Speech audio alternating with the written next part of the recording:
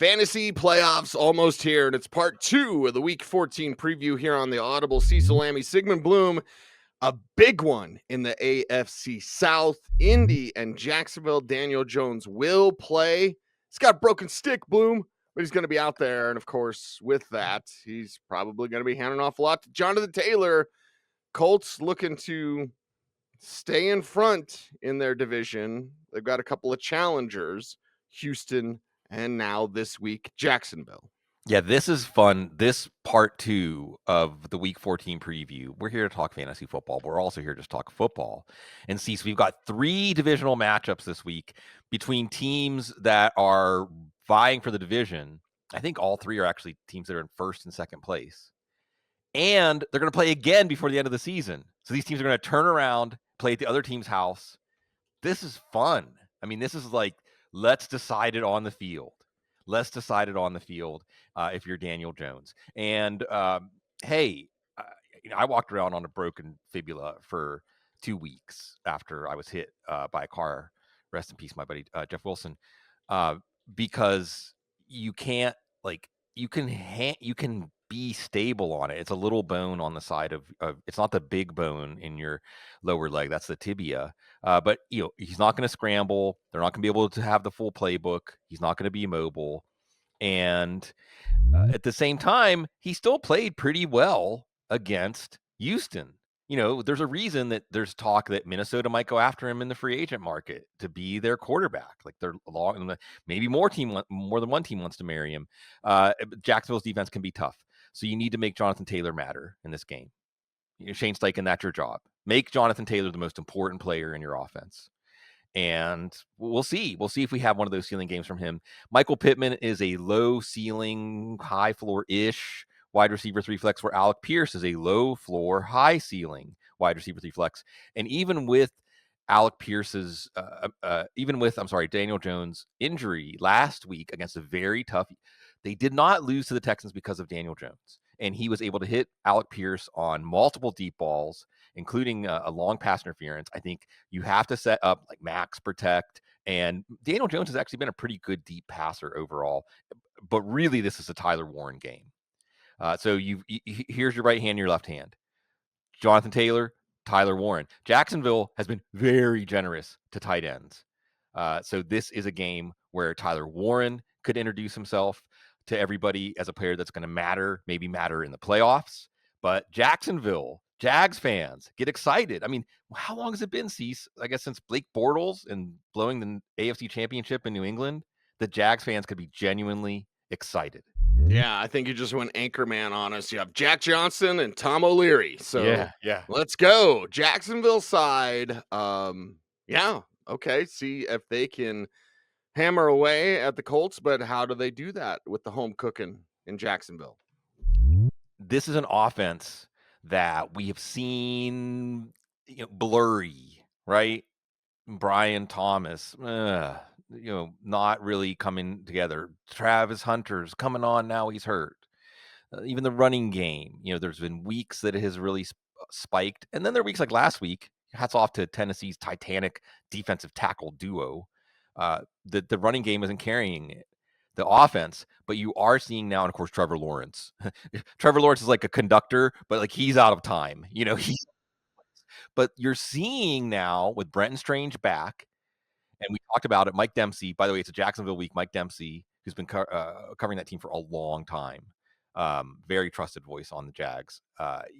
This is Trevor Lawrence and this offense coming together. Brenton Strange, geez, we said it, and I should have said this earlier. Brenton Strange is Jacksonville's Tucker Kraft or George Kittle. He's that kind of player. So don't underestimate how much that helps this whole offense. Trevor Lawrence, especially. Brenton Strange should be in as like a top 5, top 6 tight end. And Jacoby Myers. So it's coming into focus. Brenton Strange was hurt for part of the year. Jacoby Myers was with the Raiders for part of the year. Now he's fully integrated in the offense. And Jacoby Myers is like a wide receiver too at this point. And then you have Brian Thomas with Parker Washington likely out with that hip. He'll get some down. He's a what the heck flex. That's where we are. Your first round pick is a what the heck flex. But with Trevor Lawrence playing better, maybe it hits. Maybe Liam Cohen has some things up his sleeve. Then we have the backfield. you got to put Travis Etienne as a flex because we know his ceiling. But you had Grant Udinski saying, offensive coaching staff saying, we like Bajal Toon got all the goal line carries last week. He scored on one of them, but he actually got goal line carries on a second drive, got the ball down to the one, I think. And they said, hey, we like, and Bajal Toon has a thick lower body. He's really rugged when it comes time to take on contact. So maybe he is at least a what the heck flex here. As speaking of flex, this is where you want Jacksonville's offense to flex their muscles in the first of these two matchups. Yeah, we'll see how much flex they've got because I feel like the old Bugs Bunny meme where he goes to flex and the muscle drops down. Yeah. It's Steelers and Ravens. Neither one of these teams are good. Let's start with the Steelers side. Right. How are they not good? Well, and these are teams that, again, one of these teams should win the division. They're 2 games up on the Bengals in the standings, but there's scenarios where the Bengals can win. If they lose to Buffalo, they need Baltimore to sweep Pittsburgh. But enough on that. Ben Roethlisberger says, "Hey, the offense was looking pretty good when Aaron Rodgers, I heard, was just like drawing stuff up in the dirt. Maybe they should do that." Isn't that perfect, Cease? Ben Roethlisberger, quarterback / offensive coordinator. By the way, if you're wondering where it all went wrong with the Steelers, 2 things. One, Tim Tebow. Rest in peace to Demaryius Thomas, man. The other was running Bruce Arians out of town. They ran him out of town. They didn't renew his contract. He was going to retire from coaching. He was so disappointed by that. He was going to retire from coaching. So do I want to hear what Ben Roethlisberger has to say? Also saying that, yeah, fire Tomlin. But that's where it is, Cease. That's where it is in the Steelers' arc right now. I guess Jaylen Warren, I think Mike Tomlin said something like, they're going to play big boy football. Okay, great. Sure. Ken Gainwell, DK Metcalf is a what the heck flex. And again, I didn't like it, but I felt it, Cease. This was going to be the year the narrative flipped on the Steelers wide receiver clairvoyance, right? Now George Pickens is a superstar and DK Metcalf is like, a tool that is just sitting in the shed getting rusty, Yeah. Yep. And they went and got Jonnu Smith. They paid Pat Freiermuth. They're barely even using them. And if you're having a tight end offense, you have this guy that's offensive tackle size that nobody wants to see in the open field. You throw it to him like 2 times a game. Congratulations, Steelers.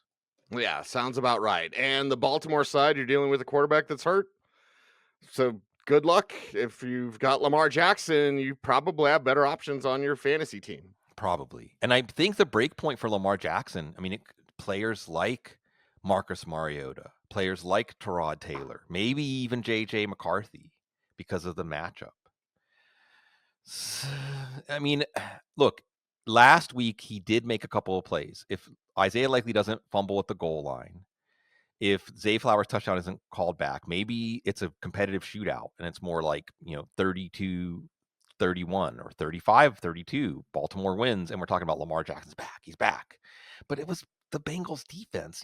They turned the ball over 3 times. The Steelers always give Lamar Jackson trouble. Really, last year in the playoffs was one of the only good games Lamar Jackson has ever had against the Steelers. And, the Steelers know that for them to stay alive, like their fingers dug into the side of the cliff, Cease, is their pass rush and their ability to force turnovers. And they do a good job. They have done a good job always with Lamar Jackson because they force the issue. They make him make a decision.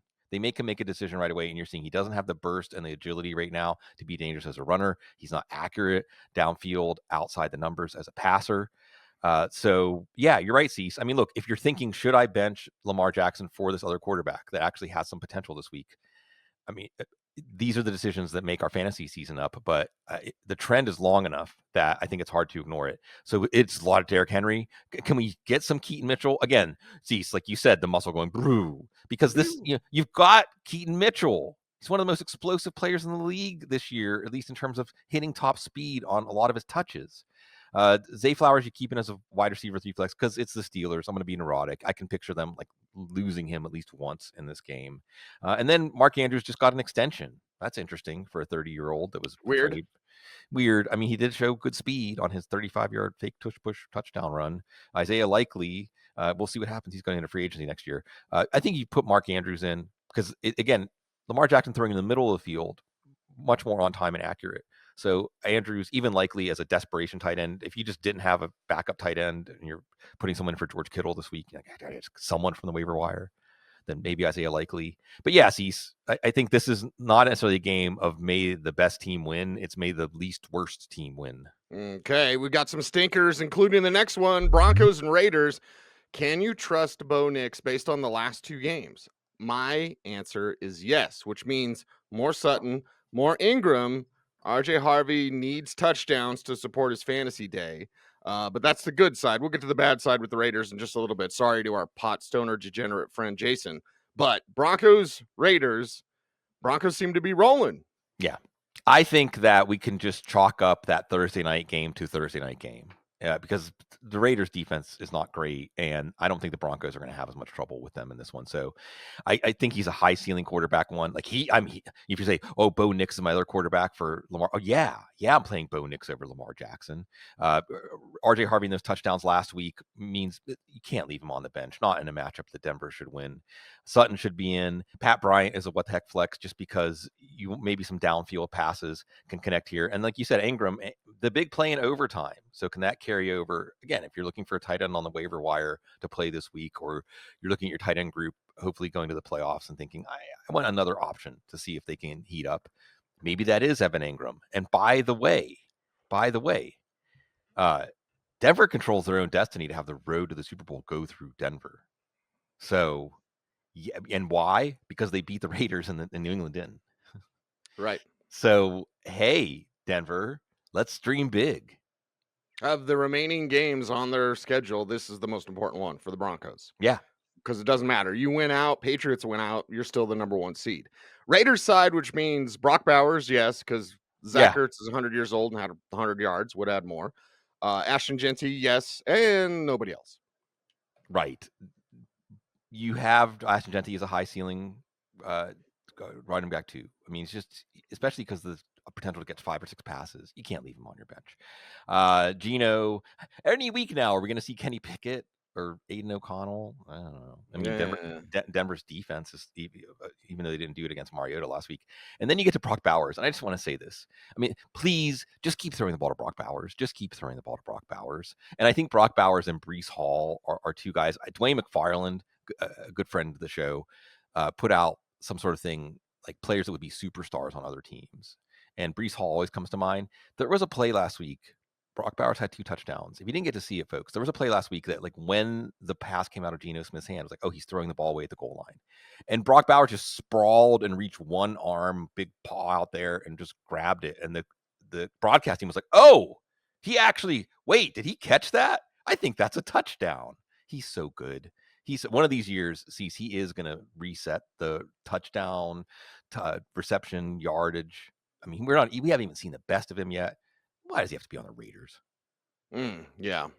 Well, there you go. Better game, much better game. Chicago and the Green Bay Packers. Ask any paranoid Bears fan, and they say they've got no shot. Watch the Bears and go, Kamana guy's a little bit banged up, by the way. Yeah. But they do have DeAndre Swift, and they got 3 receivers and 2 tight ends and Caleb Williams and Ben Johnson. This one is a popcorn game. Yeah, this is the third one of the 3, a 1 versus 2 matchup. Another one is coming up later. And I'll say this. I hate to be too definitive, but then again, that's all I do is say things that are definitive, which is silly when you cover the NFL. All that talk that Ben Johnson was going to be the next big wonderkind. Yeah, it was right. I think this is Ben Johnson. You see him connecting with his team, taking his shirt off in the locker room. You see how excited he is. And he really learned from Dan Campbell. You have to connect with your team on a spiritual level and be right there with them. And you see him talking about his backfield, how much he loves Kyle Monangai. I mean, this is your new David Montgomery. DeAndre Swift is not quite Jahmyr Gibbs, who is. But DeAndre Swift, with Monangai's on the injury report, estimated non-practice with an ankle. I mean, I think he's going to play, but Swift is more of the running back to flex. Monangai is more of the flex, what the heck flex, although he is on a 4-game scoring streak. He is the better short yardage back. But this is the Green Bay defense. So, I'm not going with Caleb Williams. Roma Dunze starts out the week on the injury report, estimated non-practice with a foot injury. He already hasn't been. I mean, do we need any other reason to not play him? But if he is out or if it's a game time decision, now you're thinking about DJ Moore. Maybe even thinking about Luther Burden. Maybe it gives you a little nudge for Colston Loveland. But Caleb Williams has to execute. And Green Bay and Micah Parsons are going to make that difficult. So this is a fun game because we're going to learn about Caleb Williams. And see, so I think we've already learned that if the game forces Jordan Love to be on the spot, he can rise to the occasion. All right, and that's the difference maker here. It's which quarterback performs better. Now, the Packers side of things includes one Jordan Love, who I believe is the superior quarterback. So Green Bay's at home. Go win this thing, man. Big game. Yeah, Chicago getting healthier on defense with the linebackers. Still going to play Jacobs back. He's okay. Jacobs, he's more of running back 2 than running back 1. Love was outstanding last week. And Love was also excellent throwing downfield in the Giants game, too, which was a game that was closer than people expected. So Love is a boom bust play. I mean, the problem with Love as a fantasy play is if Green Bay gets control, if you see, we saw against the Steelers, Caleb Williams took a TJ Watt sack in the end zone. Oh, by the way, on that Pittsburgh-Baltimore, watch Watt. He left the game in the fourth quarter. Anyway, I'm getting my attention divided here because I'm thinking about Caleb Williams under pressure and how he can cause bad things to happen, overestimating himself. So maybe Micah Parsons and company, Rashawn Gary, take advantage of that. And maybe Jordan Love is, game's up. They're up 17-3, and he doesn't really have to throw in the second half. So Christian Watson's still a high ceiling wide receiver 3 flex. You see him in the high wire deep ball game. Dontavian Wicks was performing all kinds of highly skilled catches last week. I don't know if Matthew Golden's going to be back. Wicks is more of a what the heck flex. We've seen this from him before, and then he doesn't make the plays that he should make. Romeo Dobbs is kind of a boring shrug your shoulders. It's week 14. There are 4 teams on bye. As a wide receiver 3 flex PPR, you could do worse. And Jordan Love versus Lamar Jackson. That's again where it gets tougher. Maybe if it's 6-point pass touchdowns, because the Packers are perfectly content to only throw the ball 20 times in this game.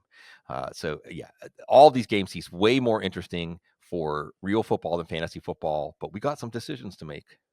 4 games down, 3 games to go, and they're ever popular What the Heck flex. Make sure to check out footballguys.com. It's 20 years of the Audible, and we don't do any silly super chats or anything like that.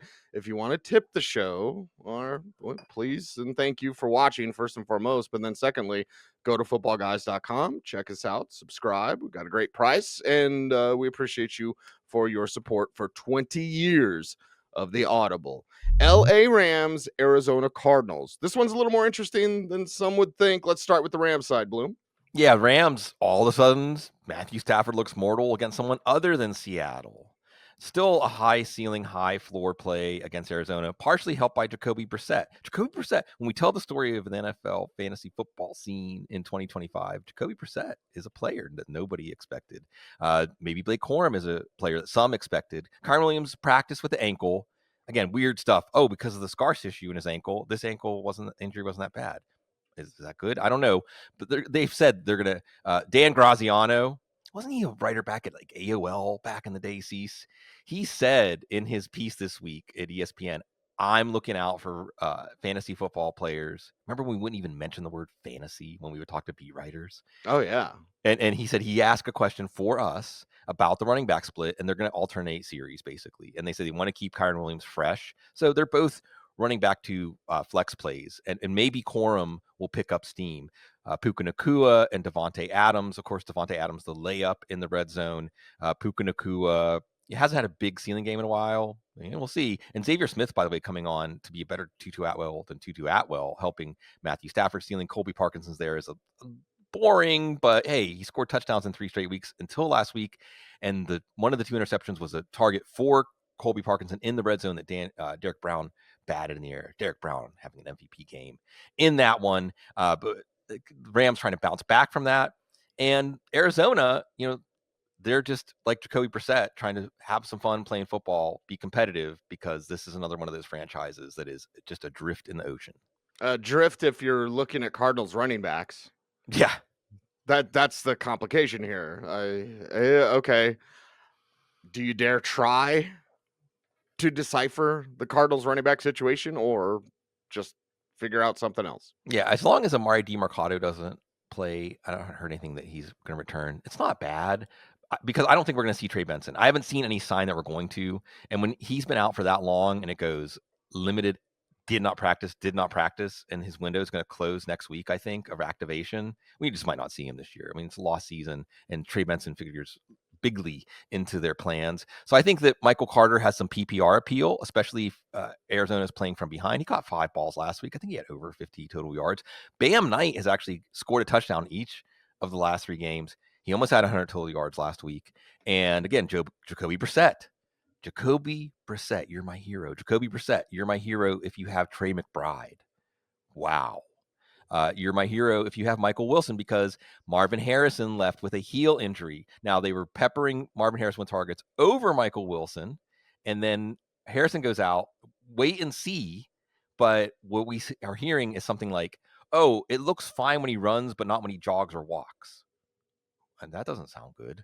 So Greg Dortch, everybody, because again, Kobe Brissett, he's going to try to go toe-to-toe with Matthew Stafford. This could make this a very fun fantasy game. And see, sometimes when we see big fantasy matchups decided, it's just how many players did you have in the shootout game? This could be that shootout game. What about this one? Houston and Kansas City, and the Houston side of things. Maybe more Nick Chubb than we were originally planning. You got to be ready. Your windows, and maybe it's a window for Nick Chubb now. This is another really intriguing game. See, some of these weeks we've done the previews and we said, well, there's a couple games. This is a basically elimination game. It's a playoff game, and both of these teams know it. I mean, all these teams know that you can't drop any game at this point if you're not in the playoffs. So CJ Stroud's back. He played better than his numbers last week. If Patrick Mahomes plays well, I think that Stroud can hang with him in a duel. Like if someone said Stroud or Lamar Jackson, I'd say, ooh, again, 6-point pass touchdowns. Woody Marks is going to be okay. He didn't practice on Wednesday, but the team said he's going to be okay. I'm probably still not going to play him. Like you said, Chubb is a deep what-tech flex, but it's more for the tactical part of this game. If Kansas City, if they can grind out longer drives, get Mahomes a little more antsy on the sidelines against a very good Texans defense. The Nico Collins ceiling is back in play. We saw him with over 100 total yards and a touchdown on a carry last week. Jaden Higgins, again, if you think that Patrick Mahomes is going to be good in this game, then Jaden Higgins becomes more interesting. Very highly efficient target for CJ Stroud and Davis Mills, but still basically splitting snaps as the number 2 wide receiver with Xavier Hutchinson. That could change as we go down the stretch. No official word of that yet. I'm giving you official word that Dalton Schultz is a high floor tight end one in those tight end premium leagues. You love the volume. He's getting 5, 6, 7 catches. Again, if this game rests on CJ Stroud's shoulders, then Dalton Schultz should catch a lot of passes against Kansas City. And it sees what a fascinating story of Patrick Mahomes keeping this a Houdini act, basically. See, it's like every week, it's like, can he unlock this and get out of this underwater while sharks trying to eat him? This might be the toughest one yet. Just be careful if you punch him in the stomach. Kansas City side, which is complicated, but it's Mahomes magic, and at home they're going to need it to stay alive. And like 12 catches for Rashee Rice, 13 catches, like half of the catches. Whatever it takes. Right? I mean, I think that's the thing. Or Travis Kelce. And I think if it's a rougher afternoon or evening, it's Sunday night game. If it's a rougher night for Mahomes, then it's a Kelce night. It's 7, 8, 9 catches for Kelce. But if he's moving around, we're back to the extending the play. And that's what's really interesting for D'Amico Ryans and the Texans. Will Anderson's a little banged up too. Danielle Hunter, et cetera, et cetera. Do you try to just treat him like every other quarterback? Just go after him. Take his head off. Or do you say it's Patrick Mahomes? He's making his best plays when he gets outside of the pocket and outlasts the defense. And like what Lou Anarumo did against him in the AFC Championship game. Just let him sit back there until smoke comes out of his ears. He gets impatient. Really fascinating stuff. It's great that this is going to be an island game that we can watch. And I think, otherwise, Xavier Worthy, it hasn't happened. Beware of garbage time, right? Super Bowl garbage time even. And Kareem Hunt, with Isaiah Pacheco back, he's just a low end, like what the heck flex play. So there's not much fantasy intrigue. It's pretty straightforward. But how's this game going to go? I can't wait to see. Yeah, who knows? But we're all going to be watching with great intent Monday night, Eagles and Chargers. We'll get to the Chargers in a little bit. Looks like Herbert's going to play. Again, we're recording Thursday morning. But who are the Eagles? Right. Who are the Eagles? Yeah. Yeah. It's so fascinating, Cease. I think you nailed it. I mean, week to week, this offense. And the thing is, they might not need to learn who they are in this game because, again, we'll get to the Chargers. But Jalen Hurts is still a strong play because of his rushing touchdown potential, because A.J. Brown is still balling out there. Saquon Barkley still has to be in your lineup because this is a game that they could control. And if there's something that will make everybody in that locker room feel better about the offense, it'll be one of those games where Saquon Barkley breaks like 260-yard runs, right? Let's get him going. Let's light his fuse. Saquon Barkley doesn't look used up. All right. He doesn't look like he's on decline because of all the touches he had last year. He just looks like, again, this is an offense that doesn't understand itself. A.J. Brown, you got to leave in, obviously. He's getting his targets. Isn't it funny how he's getting his targets while the team is in turmoil? So that kind of shows you how the diva, and I'm not trying to say that in a pejorative way, like the goals of the wide receiver and the goals of the team may not be in alignment. And goals of winning fantasy teams and Dallas Goedert in your lineup, definitely not in alignment at this point. Again, it's a game that you don't expect the Eagles have to put the pedal to the metal. The passing game, Kevin Patullo had Dallas Goedert in the red zone, a big role. Last 3 weeks, only 2 catches. So I'm afraid that the Chargers, this could have been a choice Monday night matchup if it was top end Justin Herbert against Philly. But we might not get Justin Herbert. And if we do, it's what was it? The fugitive, a one-armed man lost the game for us. Yeah, it wasn't me. It was the one-armed man. It looks like Herbert's gonna again Thursday morning. He intends to play. He plans to play. Okay. What's that mean for the Chargers? Right. Who themselves are trying to position for the playoffs. I mean, let's be real here, okay? Of course, Justin Herbert's going to play because the Chargers can't afford. I mean, again, they're another one of these teams that you want to go to the playoffs. Don't assume you can lose a game. You might be able to, but so Justin Herbert's going to play. I think that he would have to have some sort of weird setback, or they would just have to see him like try in practice and he would look like a fawn on a frozen pond, and they would say like, we just can't do that. But here's the problem: you already have Trey Lance. Probably, if there's short yardage, he can't take a snap under center. He has a plate and screws in his hand. They opened up his hand and put a plate and screws in it this week. Okay. He can't take a snap from under center. I mean, it's just, and if he tries, he might just fumble it and put them behind the 8 ball and give up a turnover and make the game start to get away from them. Because that's the other thing. If the game gets away from them, why are you putting him out there? Here's my big concern, Cease. Here's my big concern. If he gets hit, how is he going to brace himself if he falls to his left? A concussion, let it on his face. And let me tell you, every day, Vic Fangio says, sweep the leg. Right? Vic Fangio is not the kind of defensive coach to be like, well, no. I mean, if you can get a hit on that hand, hit it. If you can put your helmet down and hit it, sweep the leg, go for the kill. So I'm not playing Justin Herbert. No way. He could be out of the game in the first quarter. They might, whatever he says, whatever Harbaugh says, they don't know. They can't say, oh, it's going to be fine. But they have to try because Trey Lance is the other option. And if it is Trey Lance, we find out Trey Lance is starting, he's down there with like cold weather Tua Tagovailoa. All right. I probably start Shadur Sanders over him. And that's not good.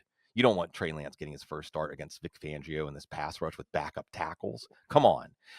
If there's a game script where this works out for the Chargers, it's Omarion Hampton, who should be back this week. Hopefully we'll know before Sunday morning.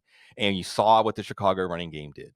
And I think it's like, we don't even want Justin Herbert to pass more than 15 times. We're not, and that's the thing. Like Quentin Johnston, no, because you're not going to have downfield developing passes. Maybe Keenan Allen is a deep, what the heck, flex desperation play because he can at least get open in the short and quick zones. But that's Ladd McConkey. Ladd McConkey's probably the player I'm going to leave in no matter what. Not a Ronald Gadsden, who's been falling off a bit too.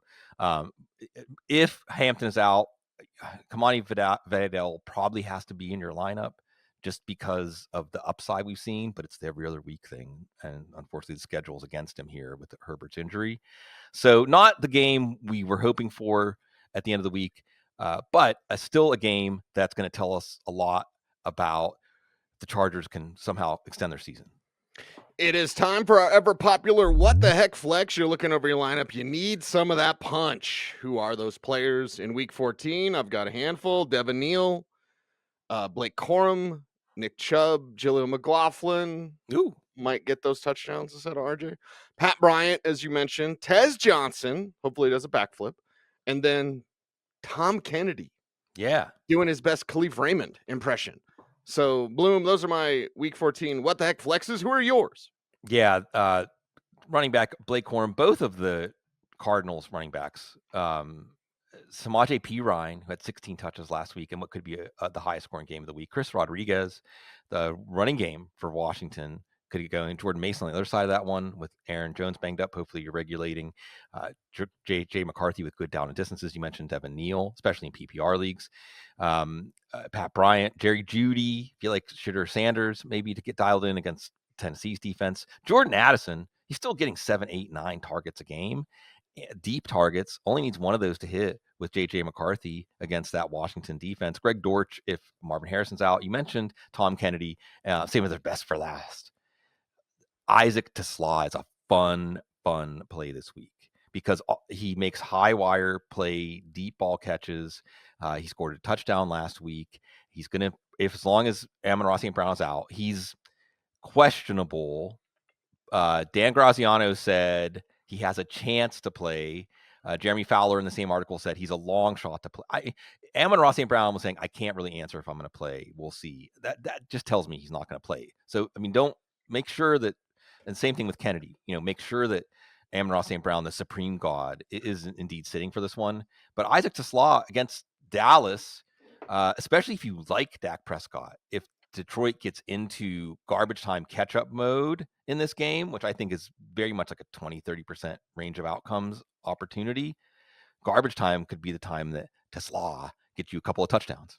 All right. He's Sigmund Bloom. I'm Cecil Lammey. We are the Audible, 20 years of this thing, and we appreciate you very much. Make sure to like, comment, share, subscribe, and hit the notification bell so that you never miss a vid. He's Sig. I'm Cease. Thanks for watching. Stay tuned, and would you please, as always, stay frosty.